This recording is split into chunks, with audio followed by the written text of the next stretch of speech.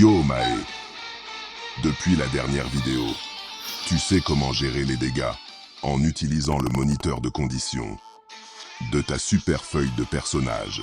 Mais les chétifs, avant de devoir encaisser, se blindent en utilisant des protections. Dans Shadowrun AD, on répertorie 4 protections différentes. En premier, il y a la magie, typique des elfes et des lâches. Tant que le sort est maintenu, il confère sa puissance point de protection par round. Et si c'est un sort de zone alors, toutes les cibles bénéficient de cette protection. Et pour rappel, les protections mana n'arrêtent pas les balles. Le second type de protection, c'est le décor. Quand tu es à couvert, le décor te donne 1 des 6 points d'armure par tour. Être à couvert signifie pouvoir interagir avec l'environnement. Ne pas confondre être à couvert et se planquer. Quand tu es planqué, le MJ te donne 6 points de protection minimum par attaque. Mais tu ne peux pas riposter. Le MJ peut donner plus de points de protection en fonction des matériaux. Viennent ensuite les protections dermales. Qu'elles soient naturelles ou cybernétiques. Combo entre son blindage et sa résistance. Ça fonctionne comme une armure normale, mais qui se récupère totalement contre un point d'anarchie. Enfin, classe et élégante, il y a la protection vestimentaire.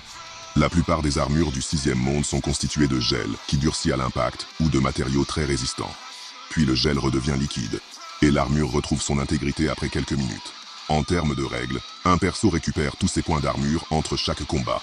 Et en combat, il peut récupérer 3 points d'armure contre 1 point d'anarchie. Par contre, un personnage qui a plus que sa force en protection aura un malus de plus un succès à tous ses tests. Et moins 2 dés à ses tests s'il porte 2 fois sa force. Un personnage ne peut pas porter plus que 2 fois sa force, sinon il est considéré comme empêtré. Enfin, le joueur doit avoir une logique en accumulant les couches de protection. Voici un échantillon des différents équipements blindés. Les petites protections, 1 point d'armure. Les armures moulantes, 4 points d'armure. Ainsi que les gilets pare-balles, les armures néon et les vestes de chasse renforcées. 5 points pour les gilets pare-balles lourds, les vestes renforcées et les manteaux longs blindés. Casque simple, 1 point. Casque d'assaut, 2 points. Casque intégral blindé, 3 points. Armure de camouflage interactif, 8 points. Combinaison de combat, 9 points, et en récupère 1 par round. Armure de combat, 12 points, en récupère 3 par round, et confère plus 3 en force. Elle est étanche. Enfin, bouclier standard, 4 points. Bouclier balistique, 6 points, protège 2 cibles, et récupère 2 points par round. Et bien évidemment, on peut relooker tout ou partie des protections, et les doter de capacités supplémentaires, voire mixer les protections. Mais comment ça fonctionne sur la feuille de personnage? Ici, vous notez tous vos points d'armure, dans les cases rosées. Et au fur et à mesure du combat, vous les décomptez. Moins 1 point d'armure par point de dommage subi. Dès que vous n'avez plus d'armure, les dommages s'appliquent dans le moniteur de dégâts. Comme expliqué dans la première vidéo. Bon, Omae, on va en rester là pour l'instant.